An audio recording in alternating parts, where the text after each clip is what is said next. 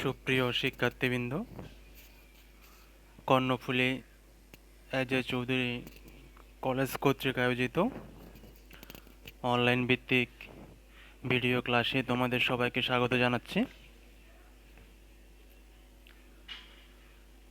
তোমাদের সাথে আছে আমি অনুপম দাশগুপ্ত, প্রভাষক, রসায়ন বিভাগ, কর্ণফুলী এজে চৌধুরী কলেজ।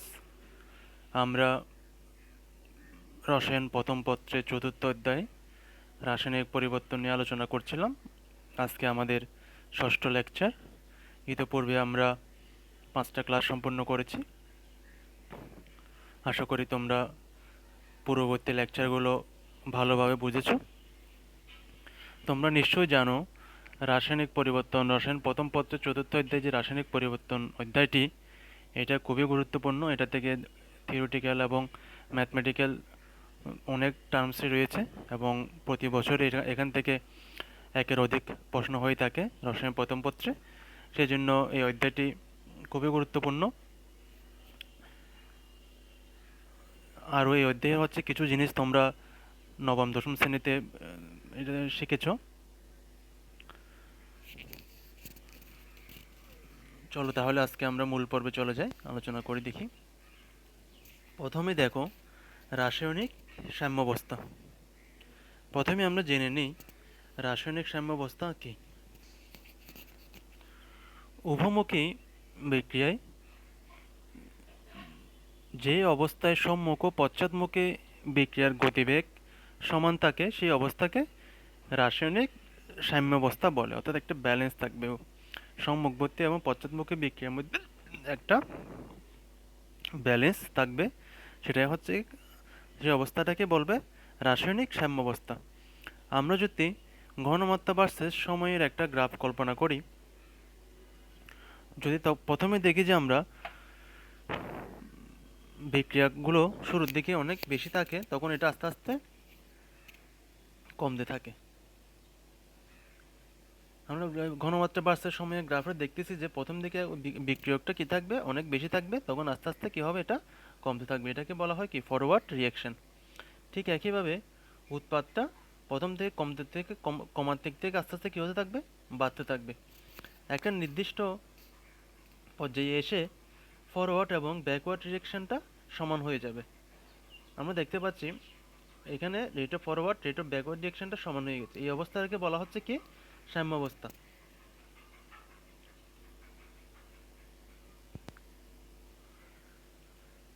রাসায়নিক সাম্যাবস্থার কিছু বৈশিষ্ট্য দেখো। রাসায়নিক সাম্যাবস্থা উভমুখী বিক্রিয়ার ক্ষেত্রে দৃশ্যমান। তোমরা উভমুখী বিক্রিয়া কি, এটা আমি প্রিভিয়াস ক্লাসগুলোতে আলোচনা করেছি। দেখো আমরা এখানে হাইড্রোজেন গ্যাস এবং আয়োডিন গ্যাস বিক্রিয়া করে 2 মোল হাইড্রোজেন আয়োডাইড উৎপন্ন করেছে। অর্থাৎ এটা উভমুখী বিক্রিয়ার ক্ষেত্রে দৃশ্যমান রাসায়নিক সাম্যাবস্থা। রাসায়নিক সাম্যাবস্থা আবদ্ধ পরিমণ্ডলে সংঘটিত হয়, কেননা বিক্রিয়ায় সক্রিয় উপাদান থাকলে বা গ্যাসীয় উপাদান থাকলে তা খোলা অবস্থায় সাম্যাবস্থার স্থিতিশীলতা নষ্ট করতে পারে। যেমন ক্যালসিয়াম কার্বনেট যখন সলিড, তখন এটা কি, যেমন ক্যালসিয়াম অক্সাইড হয়ে গেছে এবং কার্বন ডাইঅক্সাইড গ্যাস হয়ে যখন পাত্র যদি খোলা থাকে, তখন কি হয়ে যাবে, কার্বন ডাইঅক্সাইড গ্যাসটা উপরে উঠে যাবে। কিন্তু যখন পাত্র যদি বন্ধ থাকবে, তখন কার্বন ডাইঅক্সাইড গ্যাসটা বদ্ধ পাত্রে কি হতে পারবে না, ওটা যেতে পারবে না।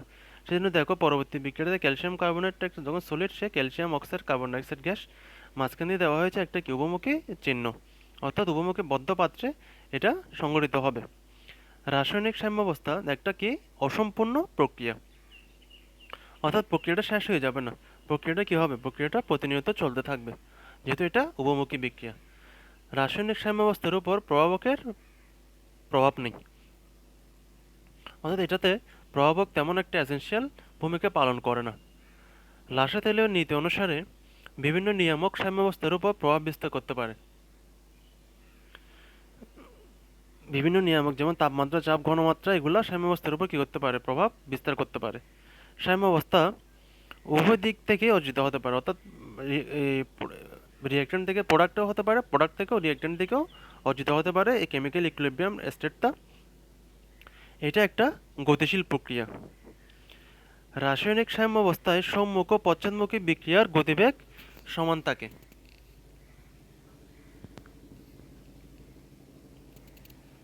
সুপ্রিয় শিক্ষার্থীরা, এখন আমরা আলোচনা করব লাসা-তেলীয় নীতি। লাসা-তেলীয় নীতিতে তোমরা নবম দশম শ্রেণীতেও পড়েছো, তবু আমরা এখানে একটু আলোচনা করব, যেহেতু এটা এইচএসসি সিলেবাসেও রয়েছে। আশা করি তোমাদের, যেহেতু এই জিনিসটা নবম দশম শ্রেণীতে পড়া, তোমাদের বুঝতে অনেক সুবিধা হবে। প্রথমে আমরা প্রিন্সিপালটা একটু জেনে নিই। দেখো, এখানে প্রথমে বলা হয়েছে কি সাম্যাবস্থা, অর্থাৎ বিক্রিয়াটা সাম্যাবস্থা হবে। সাম্যাবস্থায় বিরাজিত কোনো বিক্রিয়া সিস্টেম সাম্যাবস্থার উপর প্রভাব বিস্তারকারী নিয়ামক, যেমন তাপমাত্রা, চাপ, গাঢ়ত্ব বা ঘনত্ব ইত্যাদি কোনো একটি পরিবর্তন করলে বিক্রিয়া সিস্টেম সেই পরিবর্তনজনিত ফলাফলকে বাধা দানের চেষ্টা করে, যাতে ওই পরিবর্তনজনিত প্রভাব বা ফলাফল যতদূর সম্ভব প্রশমিত হয়। লাসাতের নীতি হচ্ছে সাম্যাবস্থা কোনো নিয়ামকের পরিবর্তন ঘটলে এটার সিস্টেম সে পরিবর্তনের ফলাফলটা বাধা দান করবে। নিয়ামক সমূহের মধ্যে উল্লেখযোগ্য হচ্ছে তাপমাত্রা, চাপ, ঘনত্ব ইত্যাদি। তাহলে আমরা তাপমাত্রা, চাপ, ঘনত্ব নিয়ামকগুলির একটু প্রভাবগুলি দেখে নিই। প্রথমে আসি লাসা-তেলীয় নীতি অনুসারে সাম্যাবস্থার উপর কি তাপমাত্রার প্রভাব। যেমন এখানে একটা তাপহারী বিক্রিয়া দেওয়া হয়েছে, ফসফরাস পেন্টাক্লোরাইড গ্যাসিয়াস স্টেটে ফসফরাস ট্রাইক্লোরাইড প্লাস ক্লোরিন। এখানে ডেলেসটা হচ্ছে কি +1 to 4 কিলোজুল পার মোল, অর্থাৎ বিক্রিয়াটা হচ্ছে কি তাপহারী, অর্থাৎ এই বিক্রিয়াটা হচ্ছে তাপহারী বা তাপগ্রাহী। তাই তাপমাত্রা বৃদ্ধিতে বিক্রিয়াটির সাম্যাবস্থা কি ডান দিকে সরে যাবে, অর্থাৎ যদি আমি তাপমাত্রা বাড়িয়ে দিই, সে কি করবে, তখন বিক্রিয়ার উৎপাদটা কি হবে, ডান দিক থেকে, অর্থাৎ ফসফরাস পেন্টাক্লোরাইড থেকে ফসফরাস ট্রাইক্লোরাইড ও ফসফরাস ক্লোরিনের উৎপাদনটা বেড়ে যাবে। কিন্তু পশ্চাৎমুখী বিক্রিয়াটা হবে কি তাপ উৎপাদী। যখন ফসফরাস ট্রাইক্লোরাইড বা ক্লোরিন থেকে ফসফরাস পেন্টাক্লোরাইড উৎপন্ন করব, তখন কিন্তু ডায়ালেসটা নেগেটিভ হয়ে যাবে, অর্থাৎ তাপ উৎপাদী হয়ে যাবে। তাই তাপমাত্রা হ্রাস করলে বিক্রিয়াটির সাম্যাবস্থা বাম দিকে সরে যাবে, অর্থাৎ তাপমাত্রা যদি কমিয়ে দিই, বিক্রিয়াটির সাম্যাবস্থা বাম দিকে সরে যাবে, অর্থাৎ ফসফরাস পেন্টাক্লোরাইডের উৎপাদন কমে যাবে।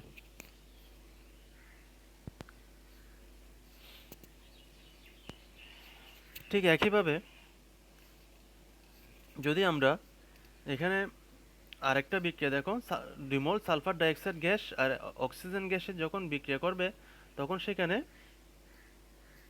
ড্যালেস হবে কত, -44.8 কিলো ক্যালোরি, অর্থাৎ বিক্রিয়াটি কিন্তু কি তাপ উৎপাদী।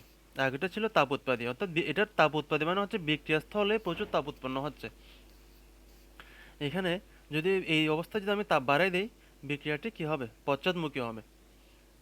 আর আর তাপ কমিয়ে দিলে বিক্রিয়াটি কি হবে, বিক্রিয়াটি সম্মুখমুখী হবে।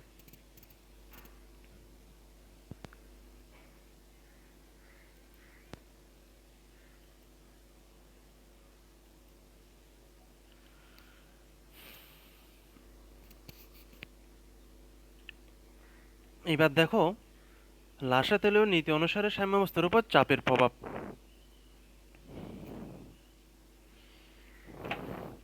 এখানে দেখো কিছু সাম্যাবস্থার লাসা-তেলীয় নীতি অনুসারে চাপের প্রভাব দেখতে কিছুটা সত্য মানতে হয়, যা হলো বিক্রিয়া গ্যাসীয় উপাদানের উপস্থিতি, অর্থাৎ বিক্রিয়া গ্যাসীয় উপাদানের উপস্থিতি থাকাটা এসেনশিয়াল। যেমন ফসফরাস পেন্টাক্লোরাইড, এখানে বদ্ধপাত্রে ফসফরাস উপমুখী বিক্রিয়ার ক্ষেত্রে ফসফরাস ট্রাইক্লোরাইড প্লাস ক্লোরিন।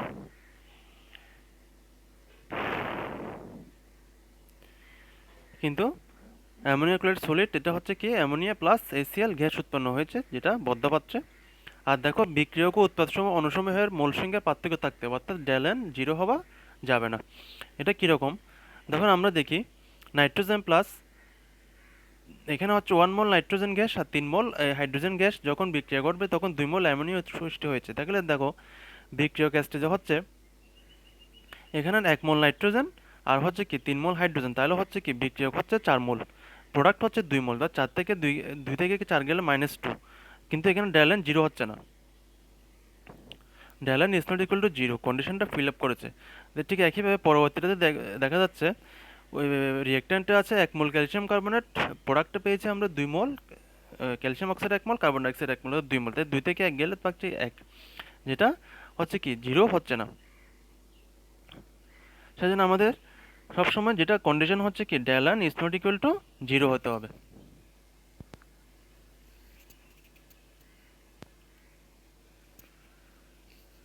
এবার আমরা আসি এই কন্ডিশনগুলো একটু মনে রেখে এবার আমরা একটু লাদাসের নিত্যনৈজ সাম্যাবস্থার উপর চাপের প্রভাবটা একটু দেখব। এখানে দেখো, এখানে আয়তন সংকোচন অ্যামোনিয়ার উৎপাদন বৃদ্ধি পায়, তাইলে কারণ আয়তন হ্রাস পেলে ঘনমাত্রা সংঘর্ষ, আয়তন হ্রাস পেলে কি হচ্ছে, ঘনমাত্রা সংঘর্ষ বৃদ্ধি পাচ্ছে, ফলে চাপ প্রয়োগে অধিক অ্যামোনিয়া পাওয়া যায়। আবার চাপ কমালে কি হচ্ছে, চাপ কমালে আয়তন বৃদ্ধির ফলে ঘনমাত্রা হ্রাস পেয়ে প্রতি একক আয়তনের সংঘর্ষ হ্রাস পায়।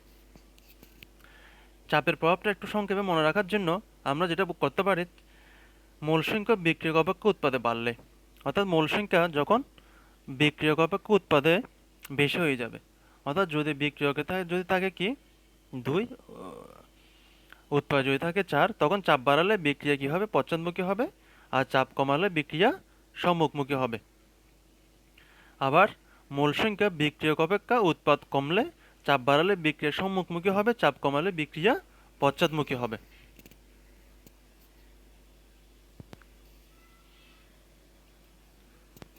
এটা হচ্ছে লাসা তেলের নিত্যনৈশ সাম্যাবস্থার উপর চাপের প্রভাব।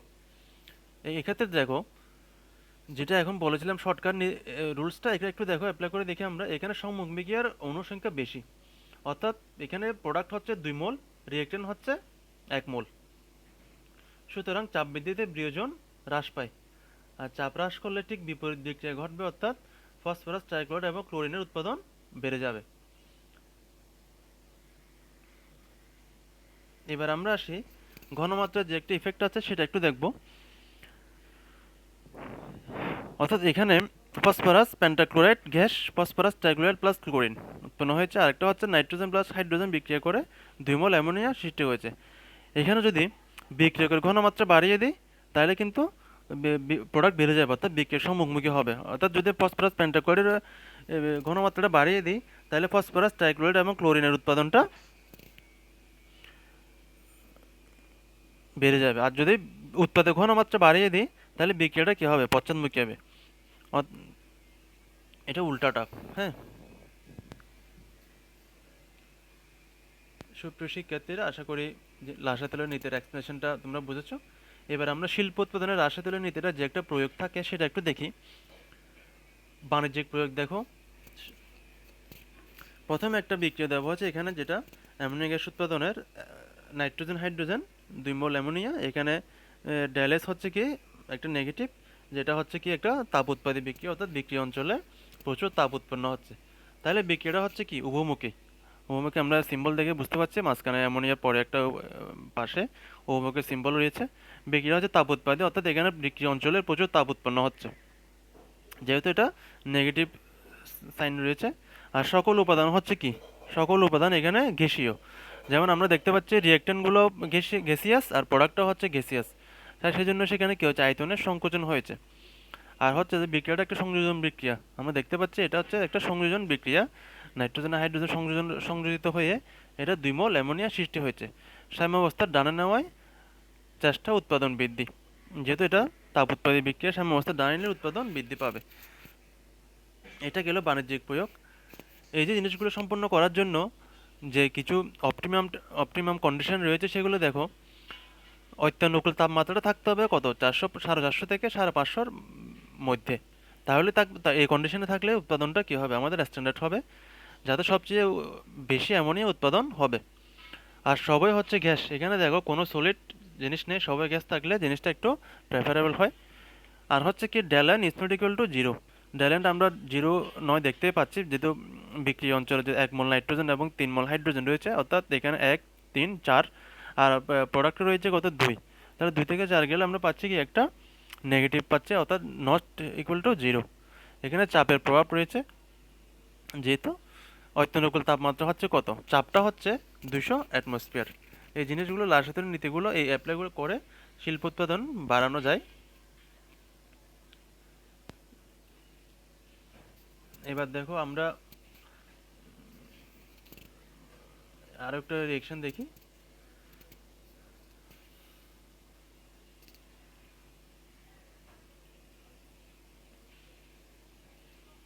ঠিক একইভাবে আর এই বিক্রিয়াটা দেখো এখানে ওই উৎপাদ অপসারণ করছে, উৎপাদ বৃদ্ধির জন্য সাম্যাবস্থা ডানে ছড়ানোর চেষ্টা হচ্ছে, অর্থাৎ একমুখী করা যে অ্যামোনিয়া অপসারণ করা উৎপাদন বৃদ্ধির জন্য অ্যামোনিয়া অপসারণ করা হয়। জুল থমসন প্রভাবক ইউজ করা হয়। জুল থমসন প্রক্রিয়া তোমরা নিশ্চয়ই জানো, এটা প্রিভিয়াস লেকচারে পড়ানো হয়েছে। উৎপাদন বৃদ্ধি পাবে উৎপাদন অপসারণ করার পরে।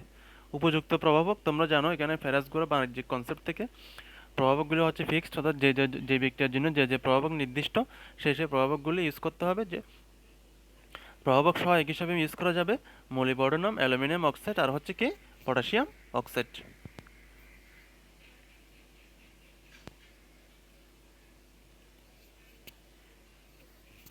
এবার প্রভাবক উত্তেজক হিসেবে দেখো, প্রভাবকের পৃষ্ঠতল বৃদ্ধি করে, অর্থাৎ প্রভাবকের পৃষ্ঠতলটা যদি আমরা বাড়িয়ে দিই যাতে অধিক পরিমাণ নাইট্রোজেন এসে আয়রনের ফাঁকা অরবিটালে যুক্ত হতে পারে। পৃষ্ঠতল কিভাবে বাড়াবো, যখন যদি আমরা একটা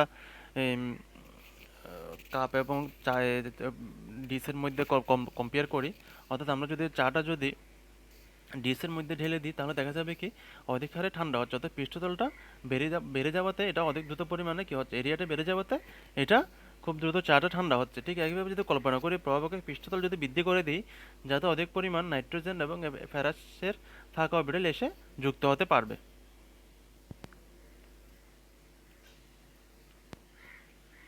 এতক্ষণ তো গেল এবার তাপ উৎপাদী। এবার আমরা একটা তাপহারী বিক্রিয়ার কল্পনা করব। দেখো 2 মোল সালফার ডাইঅক্সাইড 1 মোল অক্সিজেনের সাথে বিক্রিয়া করে 2 মোল সালফার ট্রাইঅক্সাইড উৎপন্ন করে। এখানে ড্যালেস হচ্ছে +192 কিলোজুল পার মোল।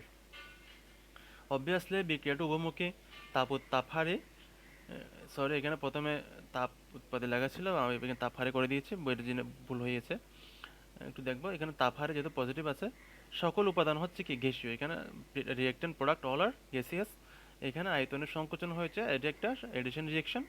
সাম্যাবস্থা ডানে নেওয়ার চেষ্টা, উৎপাদন বৃদ্ধি।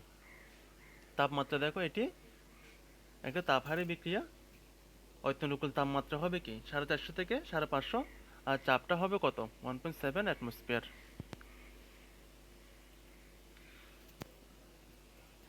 আর উপযুক্ত প্রভাবক, এটার জন্য উপযুক্ত প্রভাবক হিসেবে আমরা ভ্যানাডিয়াম পেন্টঅক্সাইড ইউজ করতে পারবো। আর উৎপাদ অপসারণ করে দেখো জুল থমসন প্রভাবক এখানে কার্যকর হবে না। 1.7 ওয়ার অ্যাটমসফিয়ারের মধ্যে এখানে পার্থক্য নেই।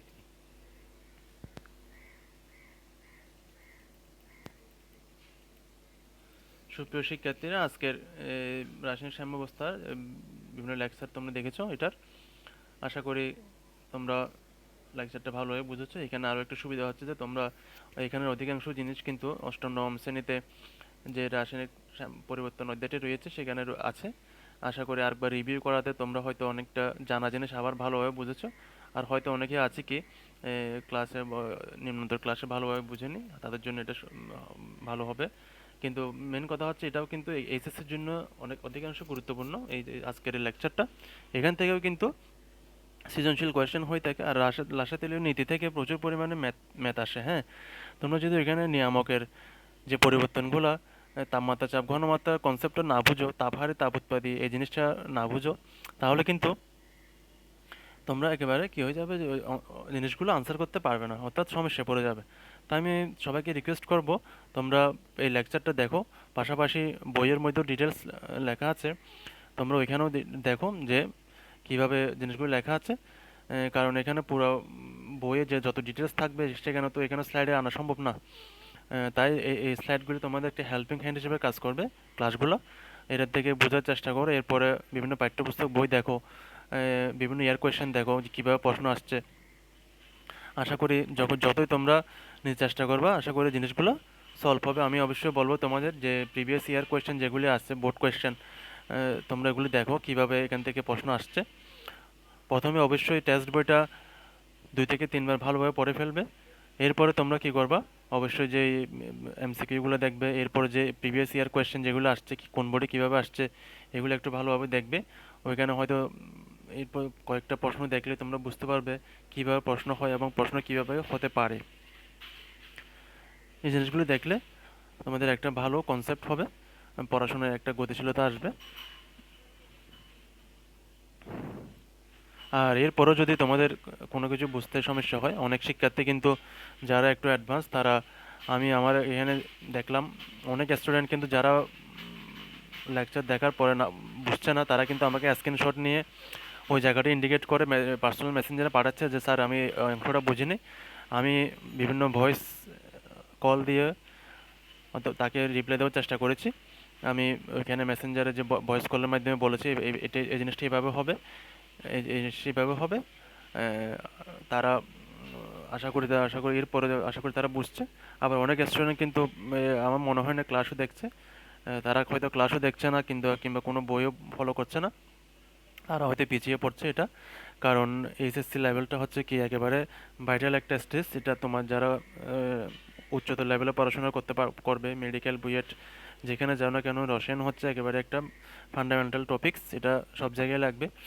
তাই এটাতে যদি স্কিপ করে যাও অথবা এটাতে যদি উইক থেকে যাও, তাহলে উচ্চতর ক্লাসে তোমাদের খুব ট্রাবলে পড়তে হবে। তা আমি সবাইকে রিকোয়েস্ট করব যাতে তোমরা কি করো এই জিনিসগুলো ভালোভাবে পড়ে যাও। যা হয়তো দেখা যাবে যে তোমাদের যেখানে যদি ভালোভাবে কনসেপ্ট আইডিয়া থাকে, উচ্চতর লেভেলে গিয়ে অনেক সুবিধা হবে তোমাদের। ফিউচার বিল্ডিংয়ের ক্ষেত্রে একেবারে বিনির্মাণের ক্ষেত্রে সেটা অবশ্যই একটা পজিটিভ ভূমিকা রাখবে। আজকের ক্লাসটা এই পর্যন্ত, তাহলে পরবর্তী ভিডিও ক্লাসে আবার দেখা হবে তোমাদের সাথে। তোমরা সবাই ভালো থাকবে, সুস্থ থাকবে, নিরাপদে থাকবে এই কামনা করছি। এবং যেহেতু এখন প্যান্ডেমিক সিচুয়েশন চলছে, তোমরা অল হেলথ রুলস মেনে চলবে, যাতে কোনো সমস্যা না হয়। তোমাদের নিজের চিন্তা করে, নিজের পরিবারের চিন্তা করে তোমরা অবশ্যই সাবধানে থাকবে এবং নিরাপদে থাকবে এই কামনা রইল তো সবার প্রতি। সবাইকে আবার অসংখ্য ধন্যবাদ জানিয়ে আজকের মতো ভিডিও ক্লাস এখানে শেষ করছি। আবার দেখা হবে পরবর্তী ভিডিও ক্লাসে। সবাইকে অসংখ্য অসংখ্য ধন্যবাদ।